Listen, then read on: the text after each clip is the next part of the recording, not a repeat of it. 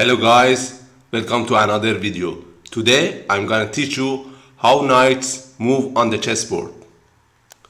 So far we learned that rook, bishop and queen are moving along the lines.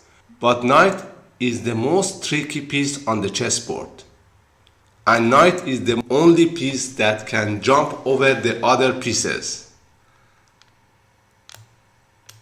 As you can see, it's so tricky piece. The knight's move is L-shape. The knight jumps always in the same distance, 2 squares in a straight line and then 1 square at a right angle.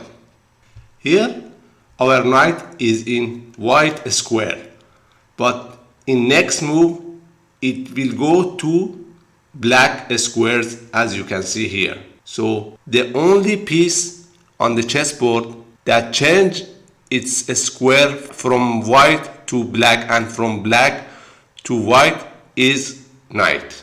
This knight can control 8 squares. The maximum number of squares that can be controlled by a knight is 8 squares. So the knight cannot control more than 8 squares. So in next move we can go to any of these 8 squares. For example, we can go to f6. When knight is in the corner of the board, it can control just 2 squares. But as I told you before, when knight is in the middle of the board, it can control 8 squares. So compare these two knights. Of course, the knight which is in the center of the board, it can control more squares than the knight which is in the corner. So it's better to bring or keep our knights in the center of the board. Knight is not a long range piece, so it will take at least 4 moves to take our knight from first rank to last rank. For example, we can go to g3 and then h5 and then g7 and finally to e8. So it will take 4 moves. Here I want to take the knight from first file to last file. So for example, we can go to c2 and then e1 and then g2 and finally h4. So as you can see, it will take 4 moves. As I told you, knight is the only piece that can jump over the other pieces, not just your own pieces but also your opponent pieces. For example, in this diagram, this knight can jump to e6 or it can jump to f5 square. This is initial position of the game. As you can see, none of long range pieces like rook, bishop or queen can move because of the pawn. So the only piece that can move in the initial position is knight. So for example, we can move this knight to f3 and black can move this knight to c6. Look at this beautiful diagram. As you can see here, this rook can attack to 4 pieces in the same time. So never we can attack with a rook to more than 4 pieces. This bishop can attack in the same time to these 4 pieces. So never we can attack with a bishop to more than 4 pieces. But look at this powerful knight. It can attack to 8 pieces in the same time. So this ability gives a knight a special power. Here we want to attack to 2 pawns in just 1 move. So the only way is going to e4. So from e4 we can attack to g5 and d6 squares. So next move we can go here and from here we can attack to this pawn and this pawn in the same time. Here we want to take all black pieces with our knight, but in each move we have to take care about the lines that are controlled by black pieces. So first of all we can take queen. Next, of course, we cannot go to these 2 squares because these 2 squares are controlled by rook and this square is controlled by bishop. So the next move, we can go and take this rook.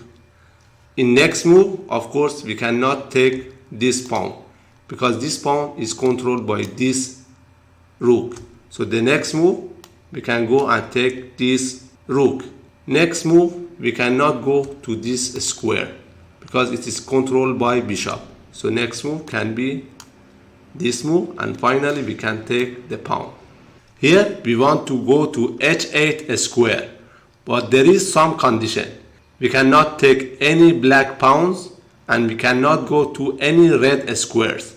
So the easiest way is going to b3 and then going to d4 and then going to b5 and then going to d6 and then going to f7 and finally going to h8 without taking any black pawns and without going to any red squares.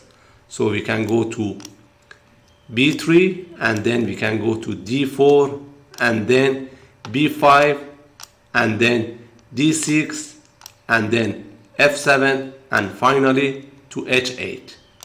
Very beautiful journey. Here we want to control the black knight. So as you know, in next move this black knight can go to these 4 squares.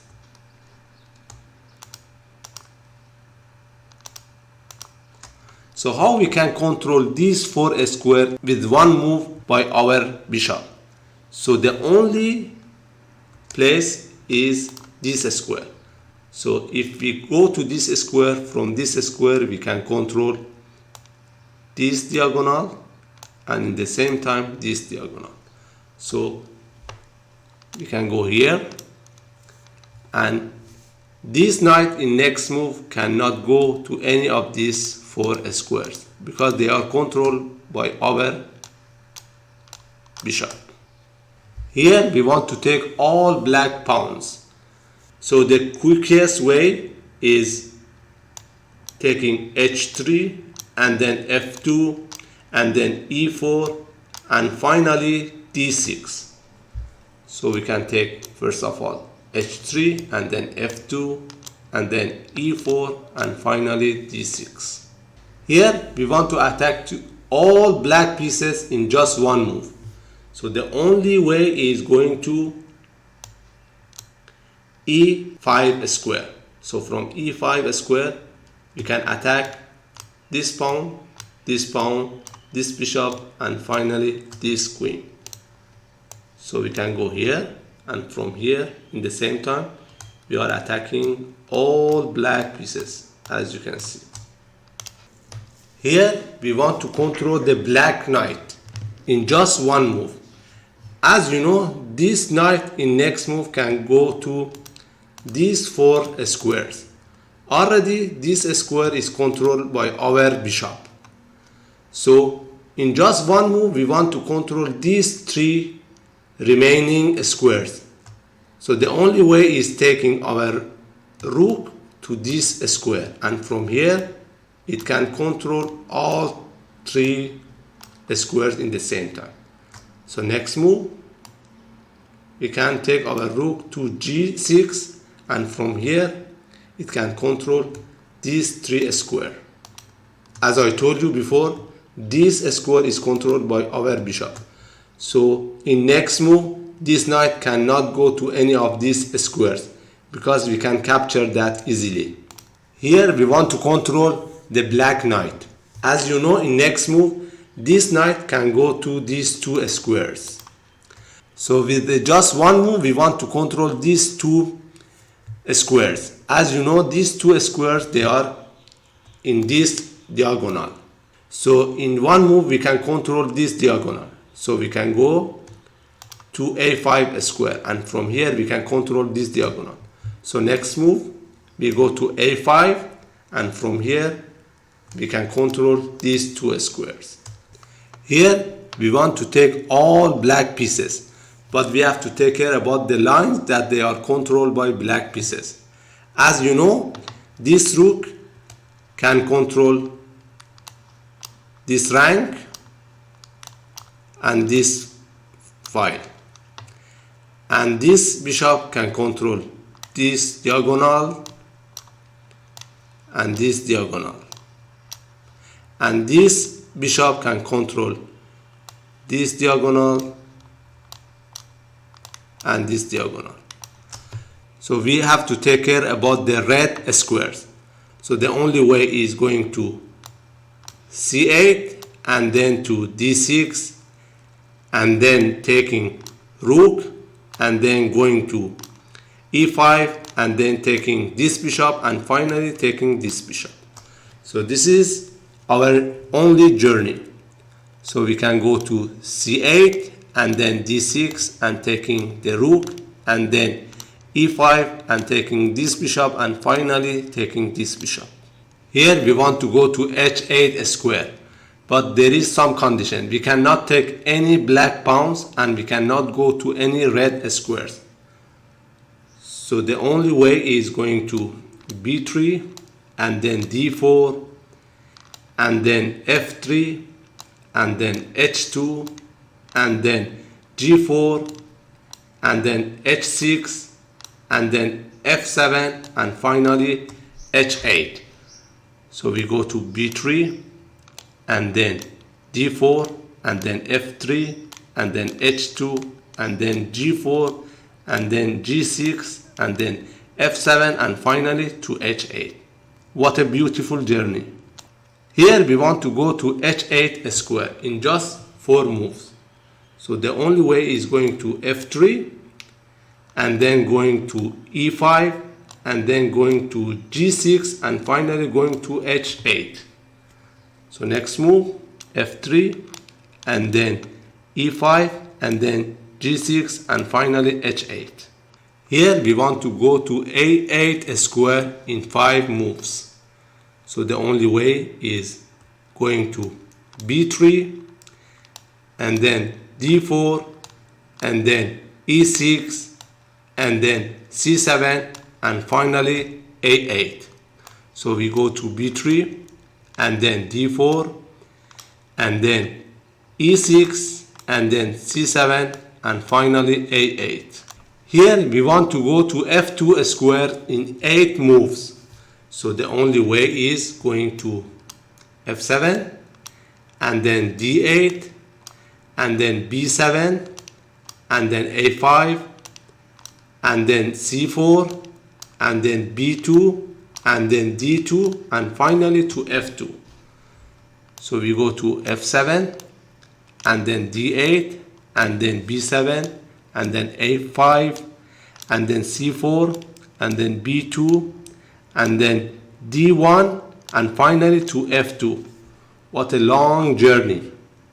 Here we want to go to a8 square, but there is some condition. We cannot take any black pawn, but in each move we have to attack one of them. So the only way is going to f2.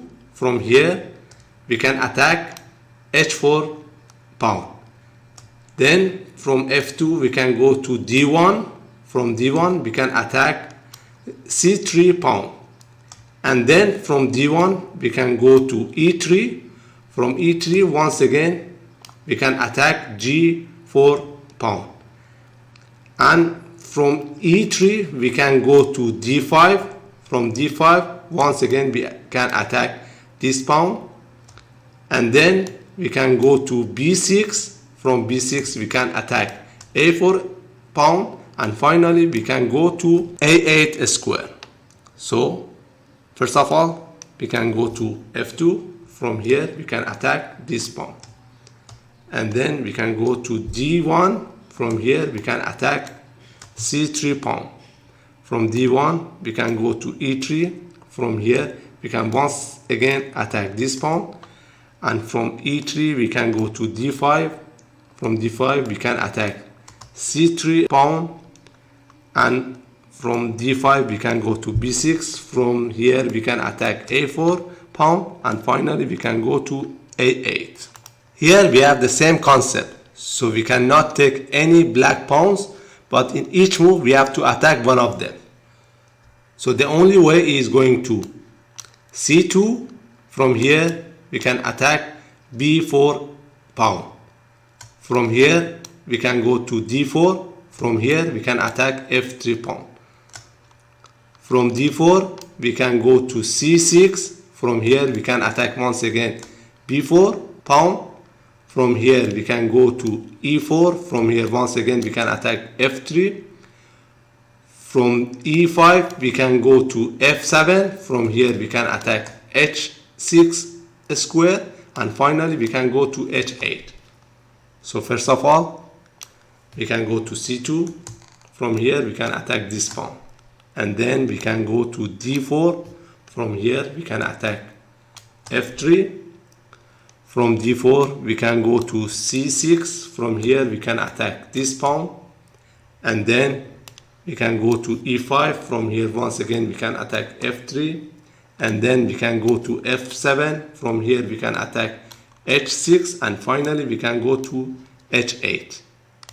So this is all about knight and its beautiful movement. If you like this video, please subscribe to my channel and share it with your friends. See you in next video.